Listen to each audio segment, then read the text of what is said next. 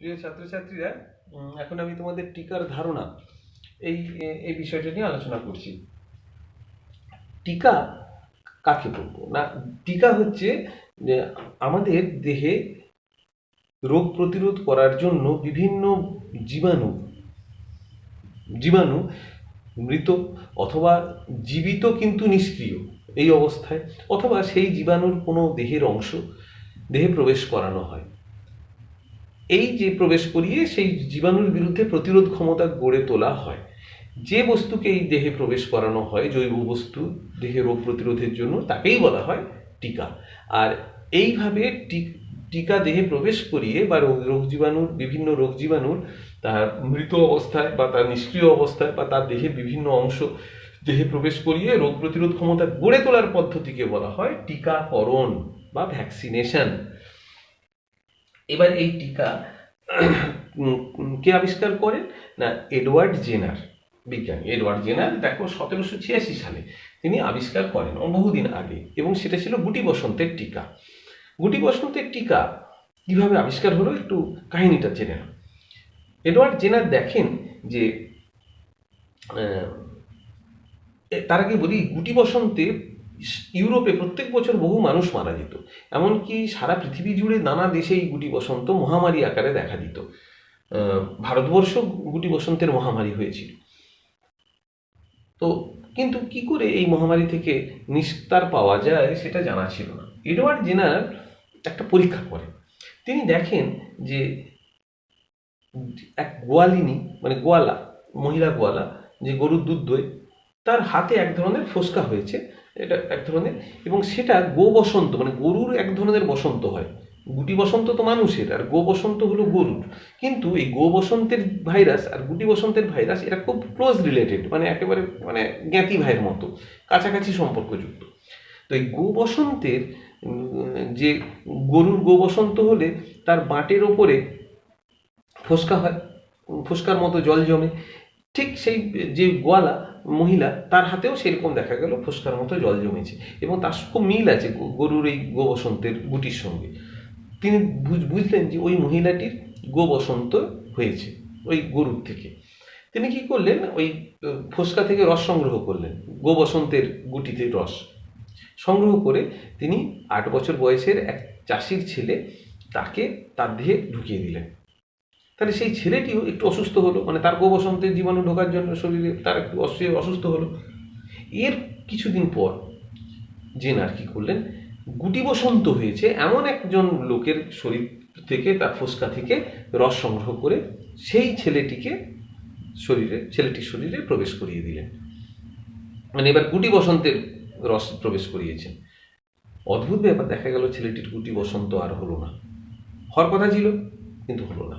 কেন না, যেহেতু তার আগে গো বসন্তের জীবাণু প্রবেশ করানো হয়েছিল, তাহলে সেই নিশ্চিতভাবে একটা প্রতিরোধ ক্ষমতা গড়ে উঠেছে, তার ফলে রোগ প্রতিরোধ করতে পেরেছে। এইভাবে কোনো আগে থেকে কোনো একটা জীবিত উপাদান শরীরে প্রবেশ করিয়ে রোগ প্রতিরোধ ক্ষমতা গড়ে তোলা, এই যে ধারণা, এটা টিকার ধারণা। এইভাবে গুটি বসন্তের টিকা আবিষ্কার করলেন এডওয়ার্ড জেনার। এইভাবে এবার আমরা দেখে নেব যে টিকা কত রকমের হয়। বিভিন্ন রকমের টিকা আছে, কিন্তু তার মধ্যে আমরা মূলত 5 রকমের টিকা নিয়ে একটু আলোচনা করে নিই। প্রশমিত বা পূর্ণ জীবাণু টিকা, অর্থাৎ পুরো জীবাণুটাকে মানুষের শরীরে প্রবেশ করানো হয়, কিন্তু সেটাকে রোগ করার যে ক্ষমতা, সেই ক্ষমতাটাকে কমিয়ে দেওয়া হয়। রোগ করার ক্ষমতা কমিয়ে দিয়ে জীবাণুটা প্রবেশ করানো হয়। যেমন MMR, মাম্পস, মিজলস, রিবেলা। মাম্পস মানে হচ্ছে কি বলে, এই এখানে হয় মাম্পস, গলার কাছে মাম্পস। মিজলস হচ্ছে হাম, আর রুবেলা হলো জার্মান হাম। তো এই 3 ধরনের রোগের টিকা, এটা 3টে রোগের টিকা একসঙ্গে দেওয়া হয়, MMR টিকা। BCG, bacillus of Calmette and Guérin, এটা হলো শিশুদের দেওয়া হয় যক্ষার টিকা। BCG একটাই টিকা যক্ষা রোগের, BCG, bacillus of Calmette and Guérin. OPV, oral polio vaccine, বাচ্চাদের যে পোলিও ভ্যাকসিন খাওয়ানো হয়, মুখে খাওয়ানো হয়, তাই oral, OPV, oral polio vaccine. এইগুলো নিষ্ক্রিয় পূর্ণ জীবাণু টিকা। এক্ষেত্রে জীবাণুটিকে ফরমালিন বা রাসায়নিক আর কি, ফরমালিন বা ফেনল এসবের মধ্যে দিয়ে জীবাণুটাকে মেরে দেওয়া হয়, কিংবা একে অতিবেগুনি রশ্মি প্রয়োগ করে মেরে দেওয়া হয়, একে একেবারে নিষ্ক্রিয় করে দেওয়া হয়, মানে এর করার আর কোনো ক্ষমতা নেই। এই রকম মৃত জীবাণু পূর্ণ জীবাণু প্রবেশ করানো হয়, যেমন হচ্ছে অ্যান্টি র্যাবিস ভ্যাকসিন বা জলাতঙ্ক রোগের টিকা, তারপর hepatitis A vaccine, hepatitis A রোগের টিকা।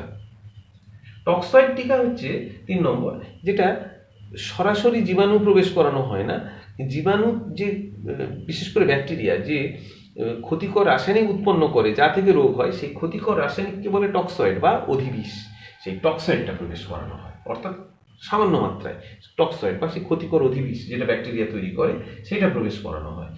এরকে যেমন টিটেনাসের টিকা, কেটে কেটে তো আমরা নিই না টিটেনাসের টিকা, তো টিটেনাস টক্সয়েড, যে টিটেনাস টক্সয়েড টিটি।